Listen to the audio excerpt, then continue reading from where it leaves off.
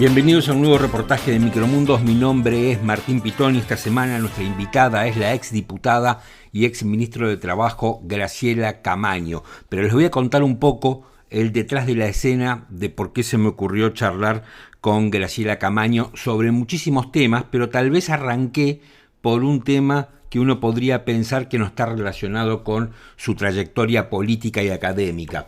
El día sábado, el mismo día que condenaron a prisión perpetua al clan Sena por el homicidio aberrante de Cecilia Strisowski, me encontré en la red X un posteo de Graciela Camaño que decía: el caso de Cecilia Strisowski acaba de definirse en el Chaco con el sistema de juicios por jurados, popular entre paréntesis, y dice: la inmediatez permite que el juzgamiento del delito sea contemporáneo al hecho. Aún recordamos el dolor de su madre y sentimos indignación por el ultraje a su cuerpo. Nuestra Constitución desde 1853 manda que el fuero federal tenga juicio por jurados. Fue uno de mis primeros proyectos cuando fui diputada. Ojalá se entienda su importancia y podamos establecerlo de una vez.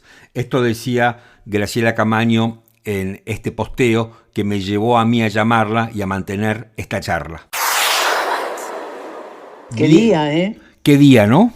Sí, fue muy emocionante porque había dudas. Yo seguí el juicio y vos sabés que yo soy chaqueña de nacimiento. Sí. Y me causó me conmocionó mucho lo que pasó. O sea, todas las hipótesis que había en torno a cómo habían actuado con la nena. Uh-huh. Y cuando empezó el tribunal, bueno, también tenés la expectativa de tan lejos, no sabés, no estás digamos, en la cocina del tema. Y ayer era como que había todo un planteo porque el tribunal no se había puesto de acuerdo. Y entonces se estaba hablando mucho respecto al tiempo y cuándo caducaba el tiempo para que el tribunal se expida, y hoy fue una sorpresa increíble, por lo menos para mí. ¿Vos no pensabas que este iba a ser el resultado? No, yo en realidad en el día de ayer sentí mucha decepción porque habían ido a la primera votación y no se habían puesto de acuerdo. Uh-huh. Así que bueno, el sistema de acusación de juzgamiento que tienen las provincias, la nuestra también lo tiene, la provincia de Buenos Aires también tiene el juicio por jurados. Tiene diferentes variantes, o sea, no hay una sola forma de hacer un juicio por jurados, hay diferentes variantes, popular.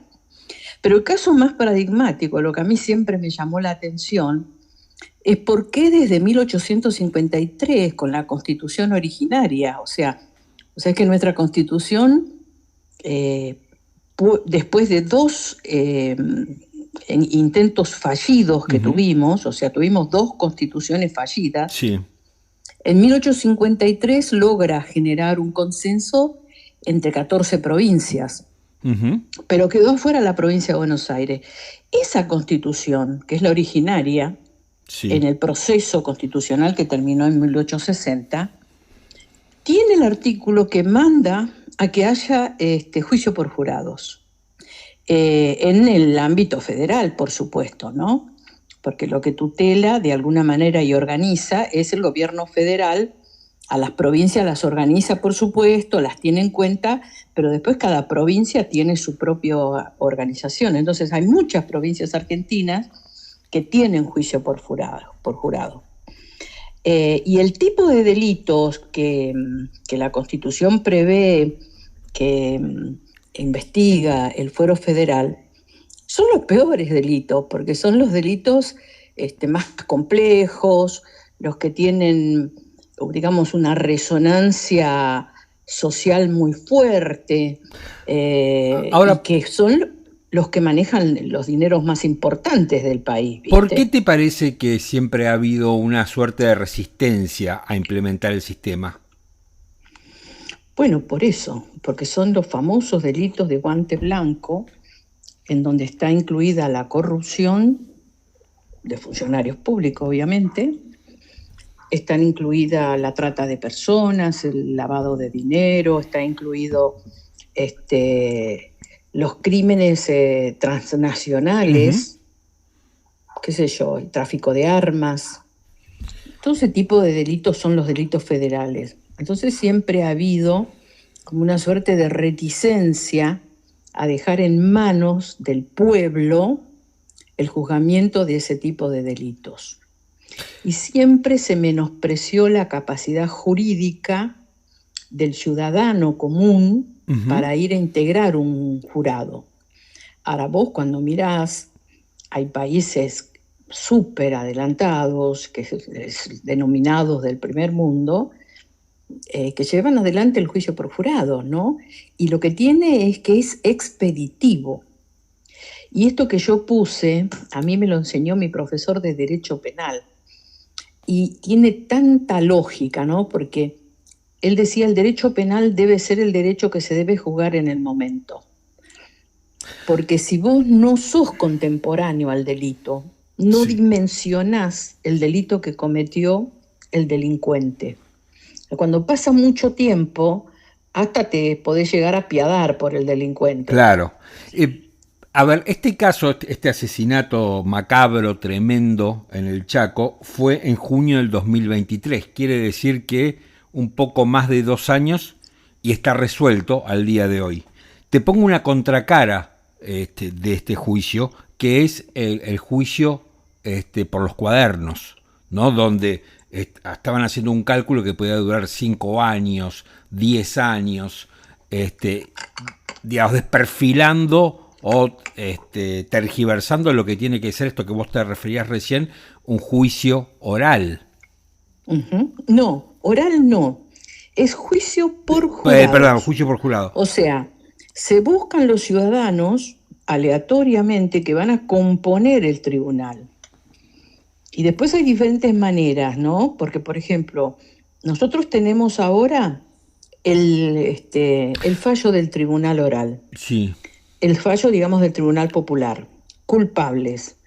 Pero sopesa la pena, o sea, los años que van a tener que cumplir en prisión, lo maneja un juez, o sea, lo maneja un técnico, un abogado. No, está bien. Yo a lo que me refería con la comparación era, por un lado, este juicio que fue bastante rápido, y el otro que puede durar 5 años. Y sí, bueno, sí. Y después el otro problema que tiene el juicio de los cuadernos es que se han puesto de acuerdo en hacer un juicio que sea oral. Por Zoom. Por Zoom. Oral tiene que ser. Por Zoom, ¿me entendés? Uh-huh. Entonces es como que la sociedad no está viviendo el juicio. Yo lo estoy siguiendo en todas las reuniones que hubo. Sí. Espero tener el tiempo para poder seguir siguiéndolo. Y nadie estuvo en desacuerdo. Todo el mundo se mostró favorable a la idea de que sea un juicio con una audiencia semanal y que sea un juicio por Zoom. Uh-huh. Hay un tema. Esa etapa del proceso ya la pasaron. Claro. Entonces ahora lo que pretende la Cámara de cambiar el curso del proceso, yo creo que va a traer impugnaciones. Me da la impresión de que cuando vos ya definiste de qué manera lo vas a hacer y empezaste con la lectura, o sea, empezaste el juicio, no podés cambiar las reglas de juego. Me parece que eso va a traer impugnaciones. Y la verdad es que cuando nos quejamos, porque es una audiencia semanal, sí. Tenemos un problema muy serio. Nosotros nos falta la mitad de los jueces. Sí. El problema serio que tenemos es que no tenemos los jueces.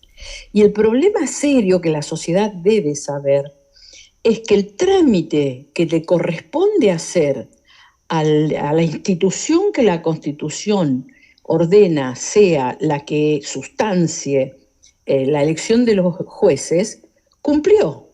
O sea, el Consejo de la Magistratura envió las ternas al Poder Ejecutivo. Lo que sucede es que el Poder Ejecutivo anterior de las ternas que envió el Consejo de la Magistratura eligió algunos. y mandó los pliegues al Senado. El Senado, en toda esta pelea que tenían con Alberto Fernández y todo lo demás, Sí. Que le querían manejar el gobierno de cualquier manera, no le aprobaba los pliegos. Entonces, ¿qué pasó? Vino Milei y ¿qué hizo? Retiró todos los pliegos. Entonces ahora tiene 169 jueces más o menos para cubrir de las ternas de los concursos que hizo el Consejo de la Magistratura. Y nos están enviando. Entonces nosotros tenemos problemas, no solamente porque puedan cometer errores aleatorios o no sé qué los jueces. Tenemos problemas porque la elección de los jueces es un trámite complejo y no está cumpliendo ni el Poder Ejecutivo ni el Poder Legislativo. Los jueces estos que están atendiendo, yo la vez pasada estaba escuchando un informe de los jueces que están cumpliendo con el juzgamiento, el tribunal que está cumpliendo con el juzgamiento del caso de los cuadernos. Sí. Bueno, los tipos tienen otro tribunal de La Plata alguno. Entonces, ellos están subrogando en otros tribunales. No es que tienen solo el trabajo de su propio tribunal, están subrogando porque tenés la mitad de los jueces. Así que bueno, es un problema muy serio, pero es la realidad y bueno, ¿viste? Desde el punto de vista político, ¿qué pensás de la causa Cuadernos? Donde ahí, por un lado, ves exfuncionarios, ves empresarios ligados por supuestos casos de coimas. Mira, yo lo que le escuché de la lectura hasta ahora es algo bastante indignante, porque vos ahí lo que tenés es testimonio no solamente de la investigación judicial propiamente dicha, sino de los arrepentidos en la investigación judicial. Entonces es muy impresionante cuando te dicen, por ejemplo, te nombran el testimonio de un funcionario ultra kirchnerista que confiesa que efectivamente se llevaban la plata. Y cuando tenés la lectura de todo lo que testimonió, porque ese es un testimonio, más allá que nosotros le digamos cuadernos. Sí, claro. Aquí hubo una persona que se animó y que denunció, que es el dueño el que escribió los cuadernos. Ahora, cuando vos lees cuando lees lo que redactaba ese chofer mientras esperaba, la verdad que te causa una indignación muy grande. Es tremendo. Graciela, ¿tiene que haber una reforma laboral? Sí, tiene que haber una reforma laboral porque nosotros tenemos toda la legislación laboral que pertenece al siglo XX. Y acá hubieron cosas muy importantes en materia de producción. O sea, la sociedad íntegra no produce de la misma manera que se producía en el siglo pasado. ¿Eso lo decís, por ejemplo, por las plataformas? No son las plataformas, es mucho más complejo. A ver. El mundo del trabajo se inicia, digamos, el mundo del trabajo como lo conocemos ahora, ¿no es cierto? Por la manera de producir, con la manufactura y el taller artesanal. O sea, de forma manual, con herramientas simples. Había ahí una suerte de división del trabajo incipiente por el siglo XIX. Después, cuando se industrializa el mundo occidental, por lo menos, porque de ese mundo estamos hablando, entramos al sistema fabril. Y en el sistema fabril tuvimos dos modelos, lo que fue el Fordismo, la manera de producir los autos y el pensamiento de producción de Ford, y después tenemos el Taylorismo, ¿no? En el Fordismo tenías concentración obreras, máquinas en la fábrica, y durante el Taylorismo vos le metiste todo lo que fue la estandarización, la cadena de montaje, la producción en masa, los salarios altos para sostener el consumo. O sea, Ford lo que planteaba es que había que pagarle mucho a los trabajadores, porque los trabajadores eran los consumidores. Ahora, cuando empieza el siglo XX, el XXI, vos tenés el post-Fordismo, ¿no? Y en el post-Fordismo, o toyotismo, como también se le dice, vos empezás a tener diferentes cuestiones. Por ejemplo, tenés lo que se denomina el neo-taylorismo digital, que es el Fordismo adaptado a las tecnologías de la información. Ahí vos lo que tenés es que se fragmentan las tareas a nivel global, hay plataformas digitales que controlan los tiempos y la productividad. Ejemplos de esto son el Amazon, el Uber. Se usan algoritmos para asignar tareas. ¿Entendés? Bueno, después empezaste a tener lo que se denomina el trabajo en red o el network organization. Sí. Donde las empresas y los trabajadores se conectan con la tecnología de la información y la comunicación, las famosas TIC, que tienen estructuras horizontales, son descentralizadas. Bueno, hay un montón de características que tienen, ¿no es cierto? Hay equipos virtuales, los trabajos se distribuyen. Ahí tenés todo lo que son las empresas de startup y el trabajo remoto global. Después tenés lo que es la automatización o inteligencia artificial. O sea que empiezan a hacer que muchas tareas repetitivas se hagan por algoritmos o por robots. Y entonces, ¿qué hace el humano? El humano lo único que hace es supervisar el proceso automático. Eso tiene un nombre, son las Human in the Loop. O sea, se desplaza totalmente el trabajo manual. Y esto pasa en las fábricas. Hay un auge por los empleos cognitivos, por los creativos, de gestión de datos, ¿me entendés? Después tenés lo que es la economía de las plataformas o el gig economy, que son los trabajos por encargo, que no tienen relación laboral. Ahí tenés una flexibilidad extrema y la haces, digamos, interconectado a otros países. Acá hay pibes que están en la Argentina laburando y están trabajando para una empresa que le paga el sueldo afuera. ¿Me entendés? Después también tenés el trabajo verde y la economía de los cuidados, que son todos los sectores laborales que se ligan a la sostenibilidad, al cuidado del ambiente, tienen como una suerte de ética ambiental. Y ahí que tenés cooperativas, redes solidarias, empresas sociales. Ahora, perdóname, ¿quiénes están ahí? Ahí tenés todo lo que es el reciclaje, todo lo que es la energía renovable, todo lo que es salud, educación, por ahí la tenés metida. Entonces, fíjate vos el cambio que hubo. Y cuando vos repasás la legislación nuestra, por ejemplo, la manera de organizar el sindicato, nosotros la tenemos por una ley que es la de asociaciones profesionales, que se editó en 1940. ¿Qué es lo que vos tenés que sostener a la hora de plantear una reforma laboral? El error que se cometió es que el peronismo no lo hizo. Claro, totalmente. Pero para que tiene la base electoral en la masa trabajadora, dejó hacer. Entonces, ¿qué nos pasó? Y nos pasó esta barbaridad. Tenemos 8 millones de tipos sin registrar y 6 millones de personas registradas. O sea, son más los que están sin registrar que los que están registrados. Ahora, la flexibilización laboral está de hecho, entonces. Por supuesto, cuando vos tenés 6 millones de personas no registradas y tenés una flexibilización de la sanflauta. Ahora, yo escucho cada vez que, cuando se empieza a debatir una reforma laboral, uno escucha que para un empresario es muy caro echar a un empleado. Entonces, por eso es una falsedad total. Para el empresario, ¿sabés lo que le encarece la vida de una empresa? ¿Qué? Lo que encarece la vida de una empresa es la corrupción, de la que estábamos hablando hace un rato.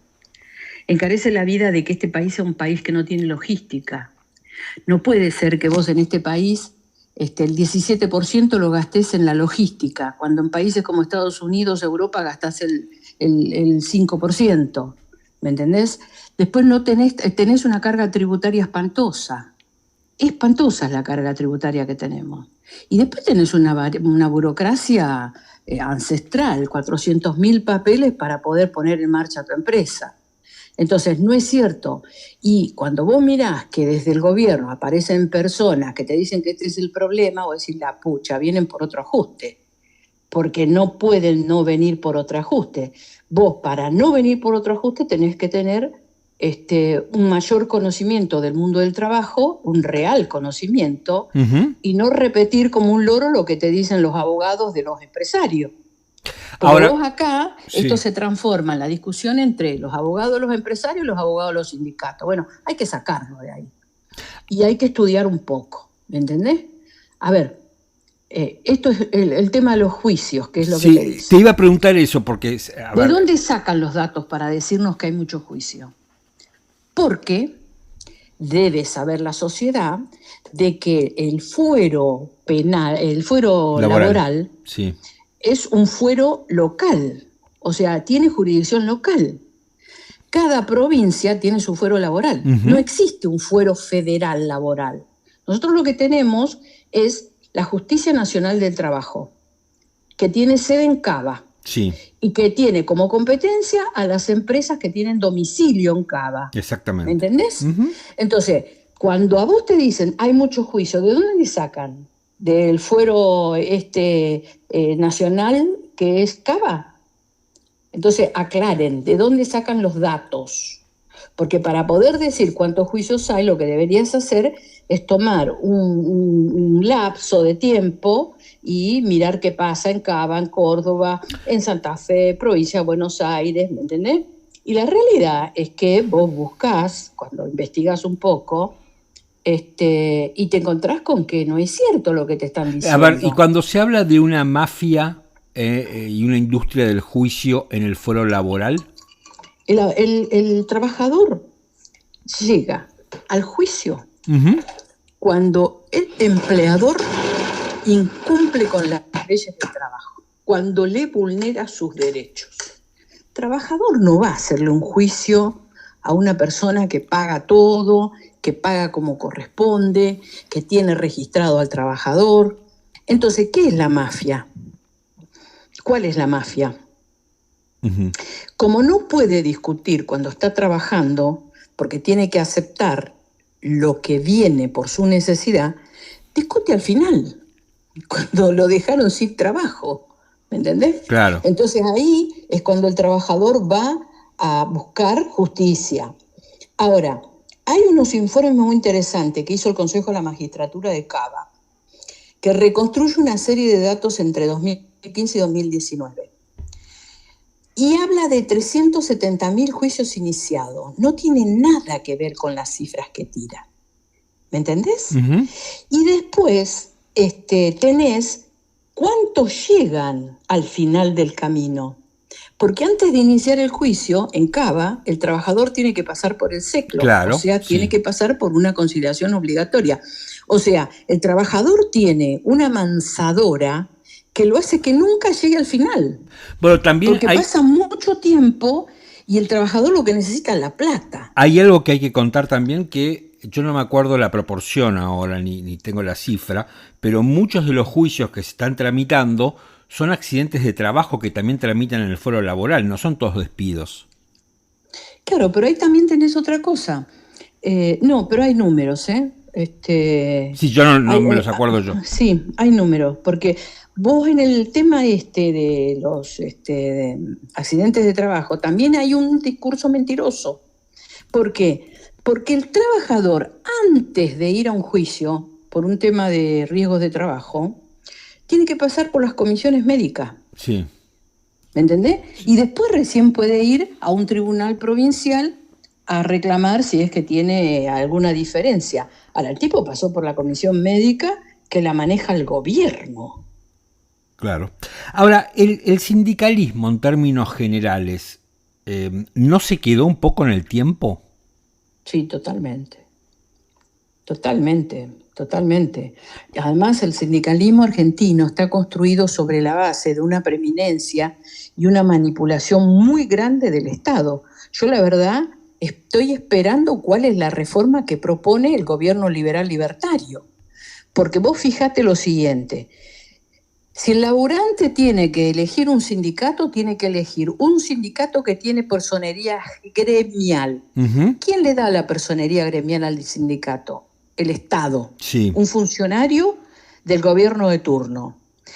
Si el sindicato funciona, discute paritaria y consigue un monto, aparece el gobierno que tiene que homologar el acuerdo, aparece el Estado de nuevo, que homologa o no homologa. El Estado le determina el sueldo a los trabajadores. Creo que el año pasado o este año el Estado no homologó unos 22 paritarias. Claro, pero vos tenés el Estado que le pone la cabeza al sindicalismo. Esta es la realidad. Y al final del camino, lo otro, que es un manejo también que distorsionó la actividad sindical, porque cuando yo era sindicalista de UPCN, cuando tenía 20 años, nosotros la cuota sindical la cobrábamos en la puerta del establecimiento. No descontaban la cuota. Vos tenías que ponerle la cara a tu trabajador todos los meses, porque si no, no tenías la cuota para funcionar. Ahora, nosotros vemos que hay grandes empresas de salud, que son las obras sociales, que aparecen los sindicalistas con unos conflictos terribles, económicos, de familias, etcétera. Ahora, ¿cuál es la terminal de la obra social? El Estado.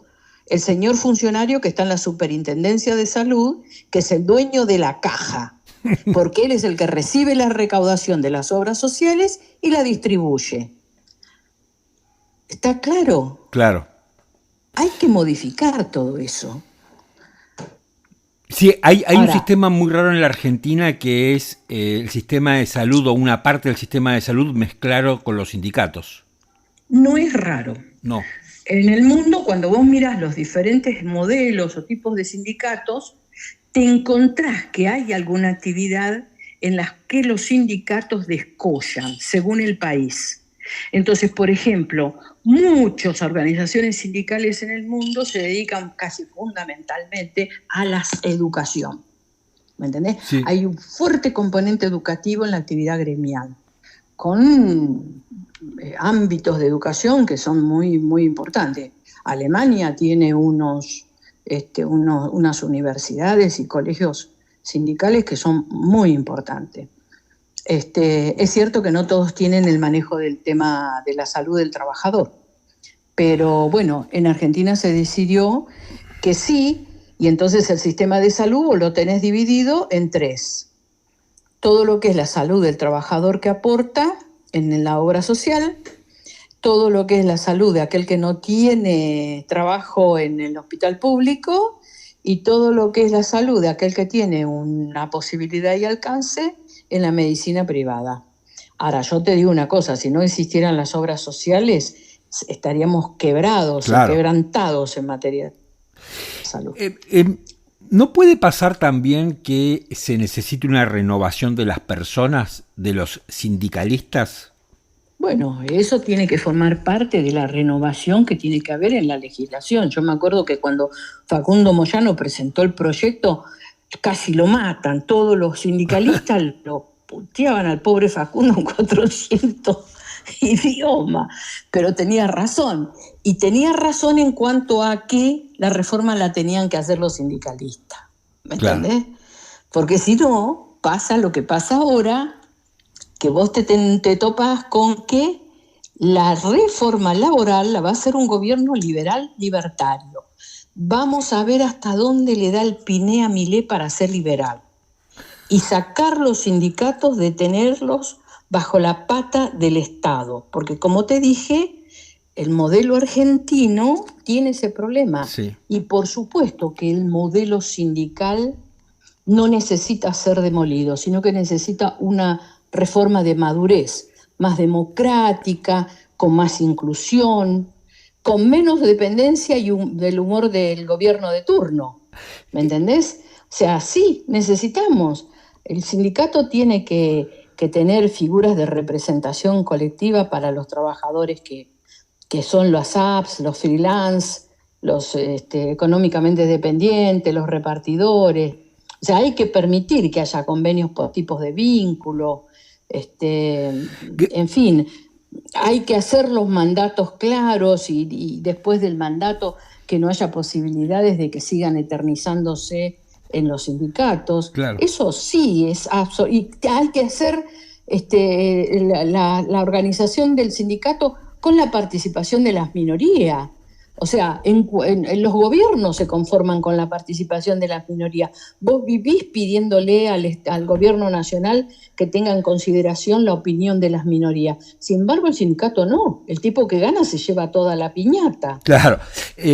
Para ir cerrando, Graciela, ¿qué pensás de Milei? ¿Cómo lo ves a Milei? Yo no participo ni aprecio su gobierno, más allá de que haya cosas que no me escandalizan como los que escandalizan a los kirchneristas, y que no haya que haya cosas que me parece que puedan llegar a estar bien. Yo no puedo participar de la idea de un gobierno que es negacionista a la problemática ambiental y que está haciendo bases en su desarrollo económico en la entrega de todo lo que es las materias primas, y con reformas que se hicieron a través de las reglamentaciones, y que seguramente se van a hacer reformas más importantes sobre lo que son los recursos naturales de la Argentina.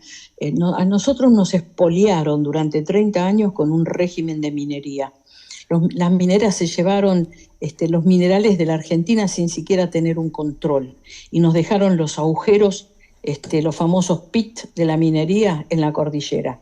Chile, que está del otro lado, gana mucho más plata con la minería y no hace destrozos ambientales. Entonces, y cuando vos mirás cómo quedaron las poblaciones al final del día, nadie se benefició. Se beneficiaron funcionarios corruptos y las empresas que se vinieron a hacer la América con la minería. Entonces, no funciona el sistema, y yo no creo que estos chicos lo hagan funcionar. Porque además lo que veo es que mis amigos que timbean financieramente están recontentos, están terminando el año levantando la copa.